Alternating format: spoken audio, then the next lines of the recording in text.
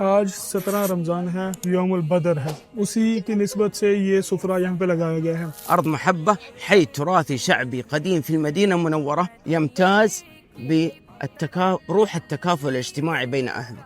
هذه السفرة دائمة وعامرة الحمد لله من سنوات سابقة، زي ما قالوا الأعيان سابقا. ويصادف अभी जो अरबी में बता रहे हैं वो इस जगह की अहमियत बता रहे हैं कि ये पुरानी जगह है, कदीम जगह है और सालों से इसी जगह पे सुफरा लगाया जा रहा है। اليوم هو يوم بدر 17 رمضان عندما انتصر المسلمون، فافتتاح ونصر المسلمين في يوم 17 كذلك وقته أهل أرض محبة أن تكون السفرة في هذا التاريخ.